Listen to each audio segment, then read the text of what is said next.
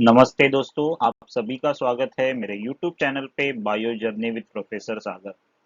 अगर आपको बायोलॉजी बहुत ही सिंपल वे से सीखना है, डायग्राम ओरिएंटेड अगर कंसेप्ट आपको क्लियर करना है, तो ये चैनल को आप ज़रूर सब्सक्राइब करो, बेल आइकन पे क्लिक करो। तो आज हम लोग आ गए एक नए चैप्टर के साथ, और ये चैप्टर है इनहेरिटेंस एंड वेरिएशन।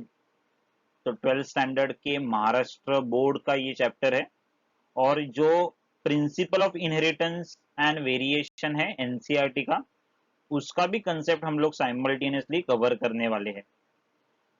तो आज के वीडियो लेक्चर में हम लोग बात करेंगे कंसेप्ट ऑफ इनहेरिटेंस के बारे में, वेरिएशन क्या होता है उसके बारे में डिस्कस करेंगे, बेसिक टर्मिनोलॉजी हम लोग है वो डिस्कस करेंगे। उसके बाद में हम लोग मेंडल के बारे में डिस्कस करेंगे, बिकॉज मेंडल को कहा जाता है फादर ऑफ जेनेटिक्स। तो without wasting our time we will start with topic. So जो पहला सब यूनिट है आपके चैप्टर में वो है chromosome and mechanism of inheritance. तो यहाँ पे हम लोग स्टडी करेंगे क्रोमोसोम कैसे रोल प्ले करता है इनहेरिटेंस में। तो पहला आपको कुछ कंसेप्ट है, कुछ डेफिनेशंस है, वो क्लियर होना चाहिए।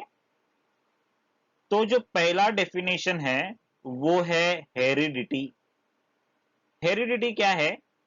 It is defined as transmission of character from one generation to next generation or from parents to offspring. Offspring मतलब बच्चे।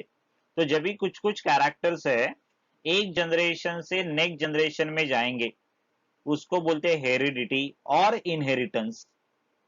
तो एक जनरेशन से दूसरे जनरेशन मतलब पेरेंट्स से किधर जाएंगे? बच्चों के पास। ऑफस्प्रिंग, प्रोजेनी, या फिर उसका उनके चिल्ड्रन ऐसे बोल सकते हैं हम लोग। तो अगर आपने ये जो फोटो देखा, यहाँ पे देखो मदर एंड फादर है, ये दोनों को भी कैरेक्टर है। कुछ कैरेक्टर मदर्स के, कुछ कैरेक्टर फादर्स के उनके बच्चों में दिखेंगे, तो उसको बोलते हैं हेरिडिटी या फिर इनहेरिटेंस भी बोल सकते हैं। तो क्या है? बेसिकली ये ट्रांसमिशन है। किसका ट्रांसमिशन है? कैरेक्टर का ट्रांसमिशन है, from one generation to another generation और from parents to offspring. Next जो कंसेप्ट आता है वो है वेरिएशन का कंसेप्ट। तो वेरिएशन क्या है? अगर आपने देखा, ये पेरेंट्स एंड ऑफस्प्रिंग है, उनके दोनों के बीच में तो डिफरेंसेस है, उसके अलावा ये जो सिबलिंग्स है या फिर ये जो बच्चे हैं, उनमें भी डिफरेंस है। मतलब हर एक बच्चा दूसरे बच्चे से अलग होता है। तो उनका जो कैरेक्टर है वो कॉम्बिनेशन है, लेकिन अलग अलग कॉम्बिनेशन कैरेक्टर्स है। तो मदर्स एंड फादर्स के कैरेक्टर के कॉम्बिनेशन अलग अलग हो सकते हैं बच्चों में, तो उसको बोलते हैं वेरिएशन। सो बेसिकली वेरिएशन क्या है? It is a differences. किसके बीच में differences? Parents and offspring and among the offspring of the same parent. मतलब क्या? सेम पेरेंट के यहाँ पे देखो तीन बच्चे हैं, तो तीनों बच्चे में क्या है? डिफरेंसेस है, उसको बोलते हैं वेरिएशन।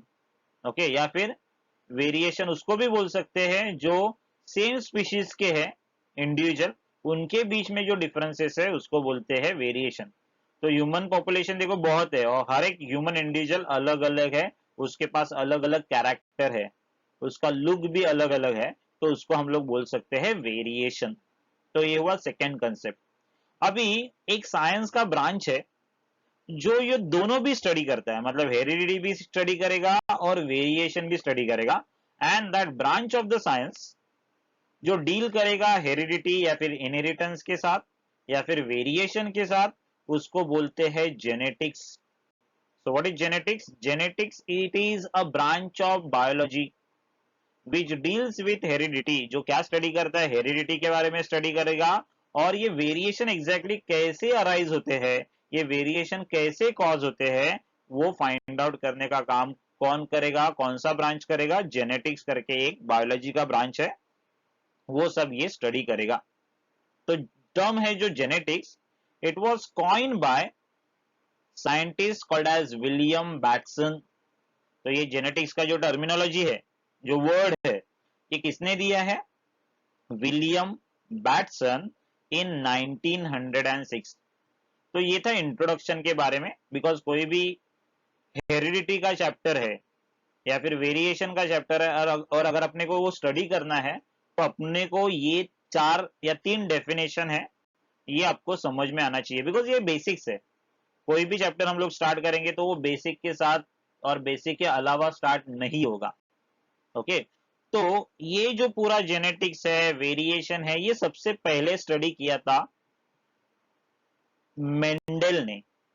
सो ग्रेगोर जोहान मेंडल, उसको बोलते हैं फादर ऑफ जेनेटिक्स। तो अभी उसके लाइफ के बारे में हम लोग देखेंगे, उसने कैसे एक्सपेरिमेंट किया, किसके ऊपर एक्सपेरिमेंट किया, उसको सक्सेस कैसे मिला, उसके बारे में हम लोग डिस्कस करते हैं। तो you can see this is a photo of Mendel.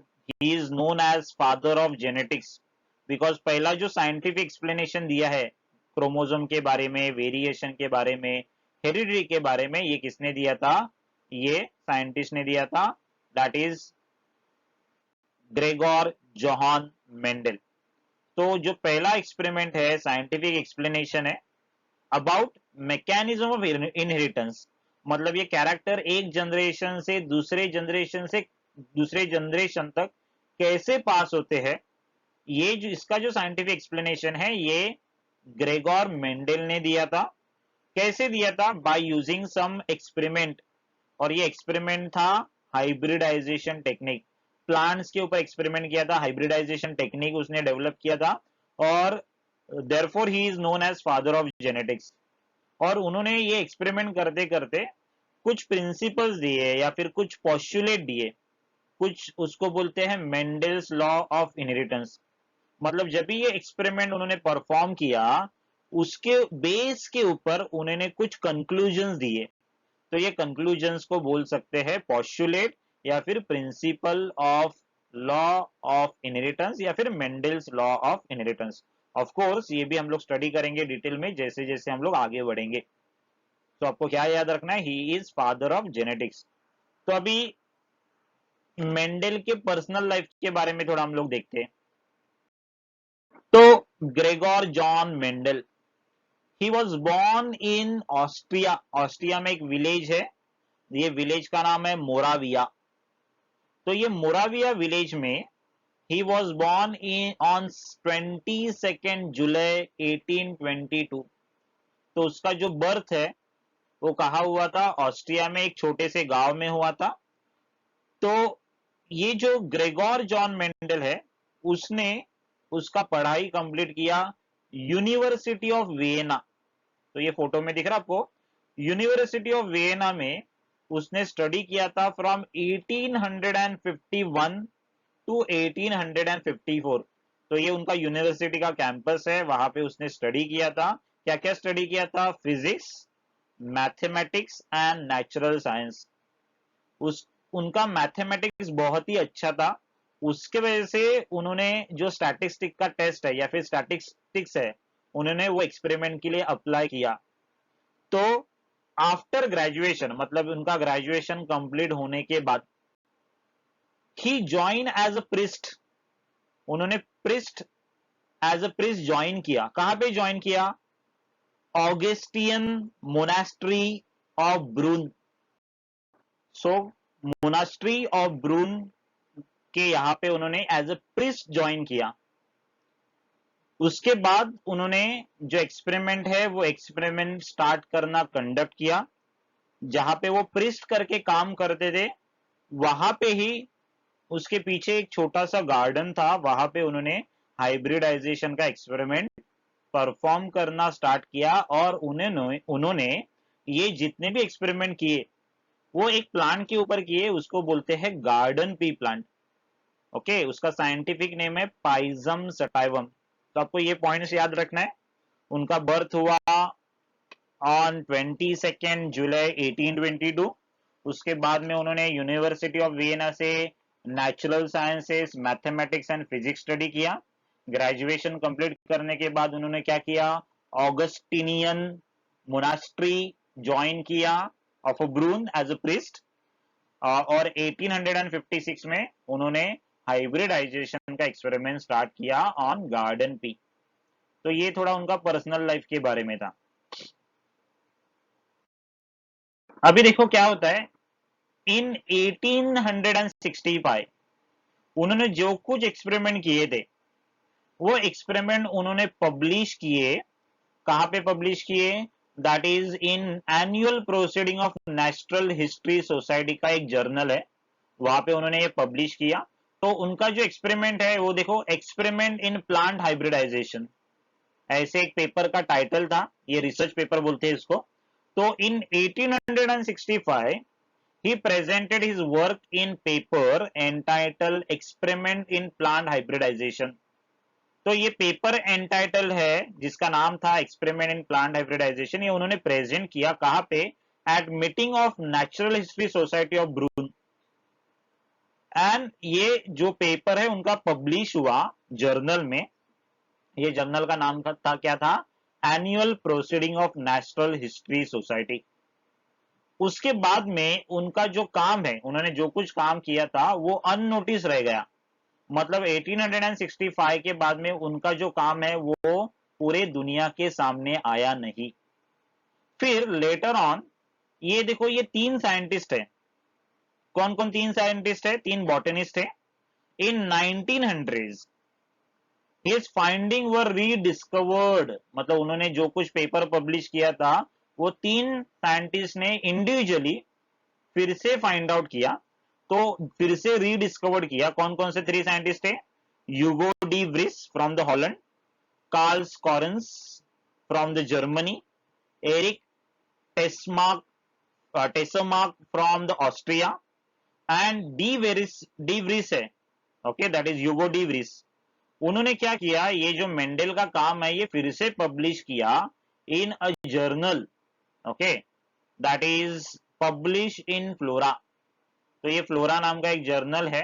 ये फ्लोरा नाम के जर्नल में फिर से उन्होंने मेंडल का ये काम फिर से पब्लिश किया, और उसके बाद में ये मेंडल का जो काम है पूरे दुनिया के सामने आ गया।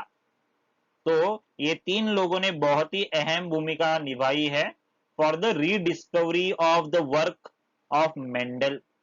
सो दीज थ्री साइंटिस्ट कौन कौन है? Hugo de Vries, Carl Correns and Erich von Tschermak. So they independently rediscovered Mendel's work in 1900, और इसके बाद में ये मेंडल का काम पूरे दुनिया के सामने आ गया। क्या रीजन था मेंडल का सक्सेस होने के पीछे? एक तो पहला रीजन था, मेंडल ने जितने भी एक्सपेरिमेंट किए थे दैट वर केयरफुली प्लान, बहुत ही प्लानिंग के साथ उन्होंने एक्सपेरिमेंट किया था, और उन्होंने बहुत ही लार्ज सैंपल यूज किया था। देखो स्टैटिस्टिक्स में क्या होता है, ज्यादा सैंपल्स रहेगा तो एरर मिनिमाइज होता है। तो उन्होंने लार्ज सैंपल यूज किया, उसकी वजह से उनको मिनिमम एरर आया एक्सपेरिमेंट में। हर एक एक्सपेरिमेंट है उसका रिकॉर्डिंग है, उन्होंने प्रॉपरली रखा। तो सेकेंड पॉइंट देखो क्या है, he carefully recorded the number of plants of each type. हर एक प्लांट का उन्होंने रिकॉर्ड रखा, उन्होंने स्टैटिस्टिकल डेटा अरेंज किया, एंड जो डेटा उनको मिला उन्होंने रेशियो में एक्सप्रेस किया। So that is the second reason for the Mendel success. और उन्होंने क्या यूज किया था? पी प्लांट यूज किया था। अभी ये जो पी प्लांट है उसके पास बहुत ही कॉन्ट्रास्टिंग कैरेक्टर है, मतलब कॉन्ट्रास्टिंग कैरेक्टर है जो आप इजीली रिकॉग्नाइज कर सकते हैं। तो आपको ये डायग्राम में देखो, देर आर 5 कॉन्ट्रास्टिंग कैरेक्टर्स। तो पहला है सीड शेप। तो जब भी मेंडल ने अगर एक प्लांट के ऊपर काम किया तो उन्होंने सीड शेप के ऊपर ही काम किया, मतलब ओनली 1 और 2 कैरेक्टर ही टेकन इनटू कंसिडरेशन। सब कैरेक्टर एक साथ नहीं लिए उन्होंने, उन्होंने एक बार एक या दो ही कैरेक्टर के ऊपर काम किया। तो पहला कैरेक्टर क्या था? सीड शेप, क्या है? राउंड या फिर व्रिंकल्ड हो सकता है। दूसरा है सीड कलर, क्या है? येलो या फिर ग्रीन हो सकता है। तो देखो एग्जैक्टली अपोजिट कैरेक्टर है या फिर कॉन्ट्रास्टिंग कैरेक्टर है जो आपको समझेगा। फ्लावर कलर क्या है? एक तो पर्पल हो सकता है या फिर व्हाइट हो सकता है। पॉड शेप कैसा है? इन्फ्लेटेड है या फिर कंस्ट्रिक्टेड है। पॉड कलर देखो क्या है? येलो कलर हो सकता है या फिर ग्रीन कलर। ये 5 कैरेक्टर है, उसके अलावा और 2 कैरेक्टर ऑल्सो उन्होंने स्टडी किया जो नेक्स्ट स्लाइड में है। तो कौन सा दो कैरेक्टर? फ्लावर का पोजीशन देखो, एग्जाइल, एग्जाइल मतलब क्या है? दैट इज साइड में है फ्लावर। अगर टिप में है तो उसको बोलते हैं टर्मिनल, मतलब फ्लावर का पोजीशन। एंड स्टेम का हाइट, अगर वो टॉल है कि डॉर्फ है, ये भी उन्होंने दो और कैरेक्टर स्टडी किए। सो और क्या रीजन थे?